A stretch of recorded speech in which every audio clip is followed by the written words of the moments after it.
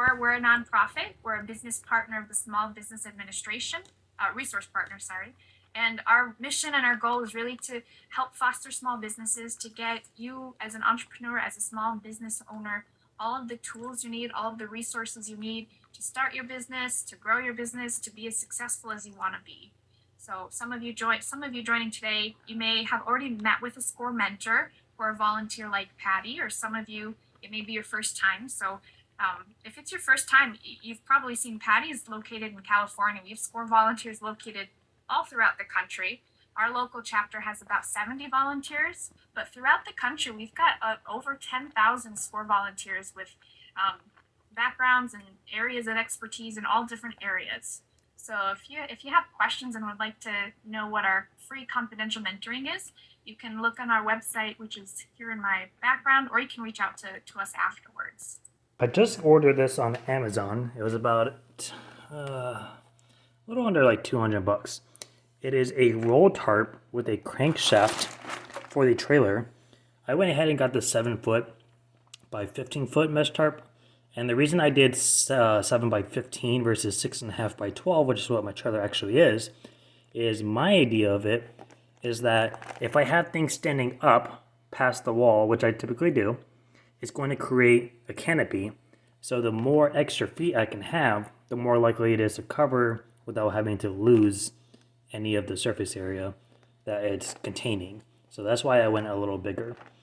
So we're going to go ahead and see if we can install this. They're pretty straightforward. You basically are just going to be drilling 2 holes in the side of the trailer to attach this if you don't already have something set up. These are for dump trailers, but you can use them for the utility trailer, any kind of trailer really. You just have to fasten them yourself. So we're going to go see if we can get this in there, and hopefully we can get our roller tarp going today. Alright, the first step is we have to figure out where we're going to place these guys. This is on the driver's side. This is where the crankshaft is going to be. This is a locking mechanism. Pretty much thinking right here at the top, just enough to where it sits up high enough that's not going to get stuck anywhere. And the pipe, which is right here, we'll be able to run across. So now we just have to measure where the holes are going to be, make sure it's even on both sides of the trailer and leveled. And then hopefully we can drill through this. This part is not aluminum. I think we have enough power to get through it, but we shall see.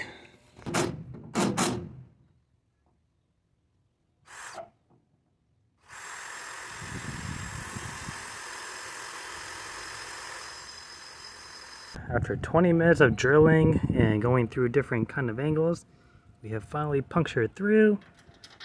It's not the cleanest fit, but it is a fit, and it should work. Now we gotta do the other side, probably gonna take another 20 minutes. This took forever. By the way, always wear safety goggles when you're cutting aluminum, metal, steel, anything. It's one thing to get little wood pieces in your eye, sawdust, it kind of irritates you, it sucks. But to get a metal shard, different story, you're gonna have a bad day. Always wear safety goggles when you're cutting this stuff. Even just drilling the holes, those little things that spring out and roll up, they get in your eye, you're gonna have a really bad day. So, safety goggles.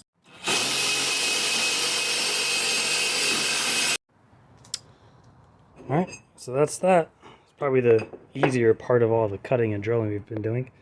So this is the middle piece I was talking about. This is eventually going to go between these two, and then you just drill a hole to connect them so you can use it as a brace. Now, my trailer is 77 inches wide from this thing to that one. So, 77 inches. I went ahead and just took 6 inches off of each one. So I took a whole foot off. Now, it comes out to, let's see this be a pain in the ass again with the circle.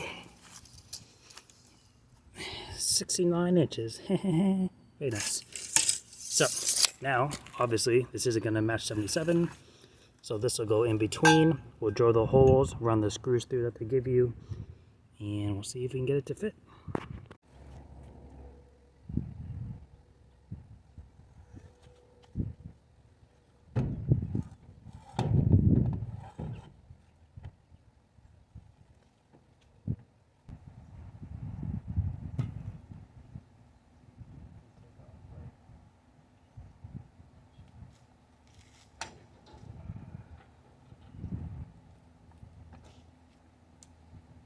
It's half an inch too long. That's not what she said. Alright, I went ahead and just rolled it up just to make sure it fits, and it does. It's a little tight, but it definitely fits, no problem.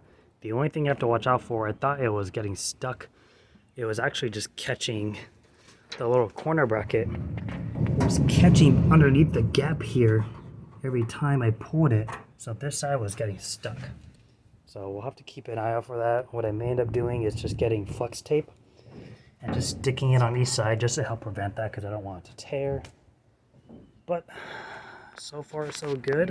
It even kind of works out because when it's not in use, I can just use my D-rings and attach these to it to keep it in place. And then obviously these hold this down here.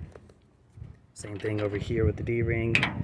The crankshaft locks itself every time, and if you want to just release it, you just lift up on the handle and the whole thing will just unroll. So pretty cool.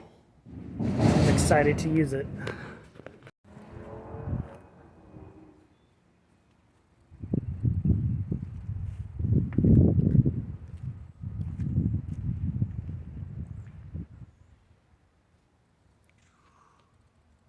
Going on, guys, so that roll tarp is finally installed. I'm going to drop off the trailer now. It definitely took a little longer than I was anticipating, but it is something that I'm quite excited about. I've been wanting it for a pretty long time now.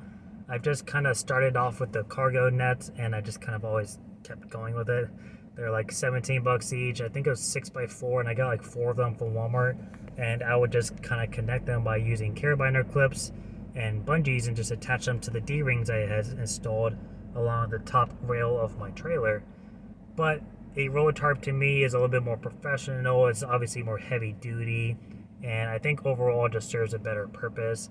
And I think it's going to be a huge benefit to me, especially when I get those big clean out jobs where I have a lot of stuff just kind of hanging over the sides. But I figured while things are kind of slow, I'm doing little upgrades of my business. I'm doing my marketing plans. I'm obviously marketing. But I wanted to go over 5 ways you can kind of market your business when things are slow. So February for a lot of people are kind of in a weird slow where like January may have been really busy and then February is kind of iffy because March and April and May is kind of spring cleaning, and then you start heading into the summertime, which is moving season, and that summertime is typically the busiest for junk removal businesses. So February is a little hit or miss for most people. If you have a lot of vendors set up or you get a lot of repeat work, you're probably pretty good. But for a lot of people, it's definitely a slowdown on the overall phone calls and just booked volume in general. So I figured I'd go ahead and throw out what my top 5 tips are for marketing when it's low, how to do it, where to go to. I found these to be most beneficial from when I first started business to kind of where I'm at now, and a lot of them are stuff that, you know, the bigger franchises do as well, as do people who pull in a good amount of money and are able to stay busy year round. So these aren't just like 5 things that I think are good. They're things that like I've experienced and other people have experienced, and you can probably match it up with other people. It's kind of like a proof in the pudding situation. So right off the back, a few of them I went over actually just in the last video, and right off the back it's cards and flyers. So handing out cards and flyers to realtor offices, apartment buildings, storage units, property management offices, go by your local office buildings, whatever. Just ask them if you can leave cards and flyers out by their front desk, maybe their lobby, or leave them with the actual person there and have them give it out to their clients. What you're doing is kind of creating like an avalanche effect. So you're bringing your business to one person, and then that person is going to hand out cards to other people. And then those people, maybe they don't need junk removal, but maybe their friend does. So then they give your cards to somebody else. And you're creating like not a spider web, like the roots of a tree. You're starting off here and you're just expanding into all these different avenues of how your business is exposed. So cards and flyers are definitely a huge thing, super easy and very affordable. You can get 1,000 business cards on UZ Marketing for like, I don't know, 20, 30 bucks. So cannot go wrong with that.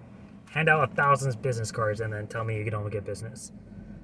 Next up is signs. Now, signs I also mentioned in the last video, and I went a little bit more detail about what to do if your city doesn't allow it versus if it does and where to go to. So check out that last video. But yard signs are definitely a huge help to public exposure. So you stick them out on a telephone pole as a busy intersection. Think about how many cars pass through that intersection every single day. You're talking hundreds, thousands, depending on the area, maybe tens of thousands. And out of all those people, someone is bound to sit there and take a quick picture of your sign, and that could potentially use you in the future. The next thing is a ghost route. This is something I've been pushing out ever since I started making the YouTube videos. That's something I would do all the time. I did it a lot back in the day when I first got the truck and trailer. Now I do it a little bit more conscious of gas, but it's definitely something I've gotten calls from directly, and I've gotten a lot of inquiries just from people who see me driving on the road. So a ghost route is, say you go pick up your truck and trailer, or your truck, and you're going to head to a job in another city. As you're driving around, getting to that house, people are seeing your truck and trailer, they're seeing your signs, they're taking pictures, they're likely going to call you and say, hey, I saw you in so-and-so area, I may need a junk removal as well. Now, imagine you're heading to that job, except there is no job. You're just driving around. You're driving through busy areas, you're driving through areas you want to market in.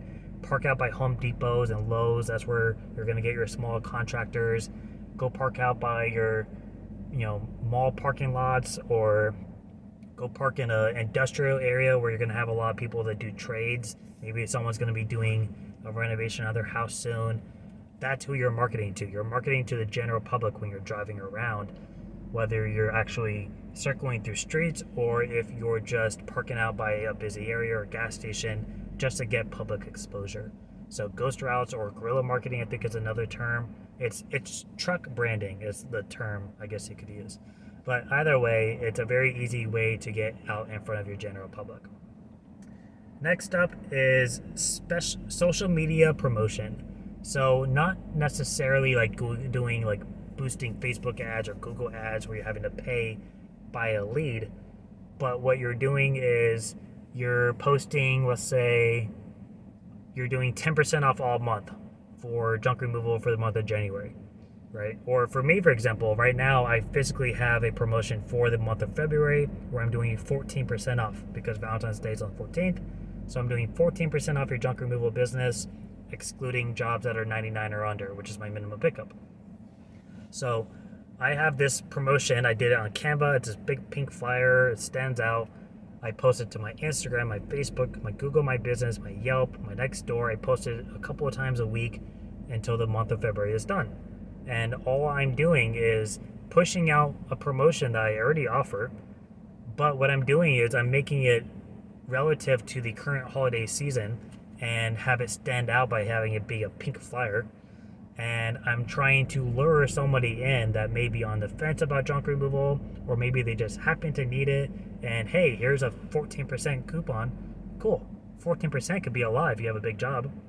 It may not be a lot for a quick pickup, but if you have a full truck looking at $500-$600, you're taking off $50-$70. That's a pretty good discount. So the social media promotions is posting one time to potentially be reaching hundreds of thousands of people, and you're also doing it in a scenario where they may be looking at you when they're sitting at home relaxing. Maybe they're at work and they're bored and they're just scrolling through the social media. There's a good chance you're catching people when they're in a more sedentary situation versus driving and trying to catch a view of your bandit sign really quick. So social media can definitely be a beneficial thing, especially when you're slow. It's a quick 5 minutes and boom, you're all over the public. And then the last thing, and this is something I've been pushing for big time this year, and that is networking. So networking can be quite a few things. What I'm going to associate it with is directly building a relationship with somebody who could utilize your services. So a realtor, property management, a contractor, somebody who deals with restoration, liquidates sales or estate sales. I think it's called a mediator. I might be wrong with that word, but somebody who deals with people who pass away and then handle all their stuff afterwards that ends up turning into an estate sale or liquidation. But basically the people that handle all that background stuff. I could be entirely wrong with that term. For some reason that just popped in my head though. But what you're doing is you're meeting with these people and then you're building a rapport with them. So for example, I would invite a realtor out to coffee. Maybe they're local to my area and I met them through so and so. I would say, hey, could I take you out to coffee on so and so day? And what you're going to do is just chit chat with them, right? You're going to ask about their business, how long they've been a realtor, what they like to look for, ask about their personal life, share the same details about you and your business. So what you're doing is you're building a connection to where how more likely are they going to be to refer me out now knowing a little bit more about me and vice versa versus, oh yeah, 1-800 got junk, call them and then refer them to their client. The thing about realtors, they're very heavy on referrals. So they're going to want to refer people that they know and trust and or know that do a good service versus just pushing out anybody. So the more you can be on their trust side, the better chance you have of being referred out. And then once you get that ball rolling, you're going to be a repeat client for them. They're going to want to use you for every single client because they know you're going to get there on time. You're going to be fair with pricing. You're not going to price gouge them. You're going to be there to handle the job no matter what. You're going to work with them on availability and scheduling. You're going to make it easier for them and more convenient, which is what everybody looks for in a good service.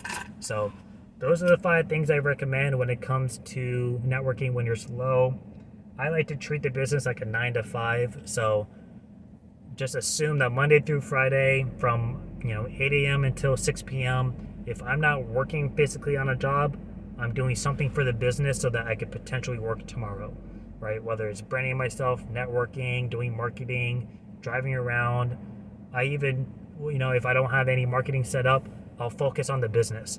I'll look through my sales. I'll look through my pricing. Is everything still lining up? Am I still paying my expenses? I'll revise my marketing plan or look at my goals I had. Am I meeting my goals? What do I need to do to change it? Stuff like that. So as long as you're physically involved with your business and working at it in some way every single day, you're going to have a higher chance of being busy every day at some point. So that's my advice. Those are the 5 things I would recommend if you're slow as far as getting your business out there. I hope that helps.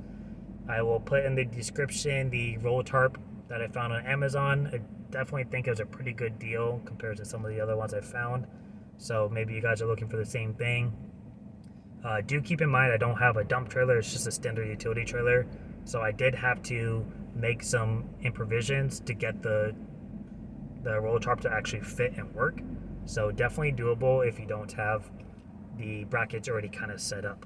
So don't be discouraged. But that's it for me. I will see you guys later on this week. And I hope everyone's February is going well. If it's not, I hope you're out there networking your business. But that's it for me. Thanks for watching. Bye.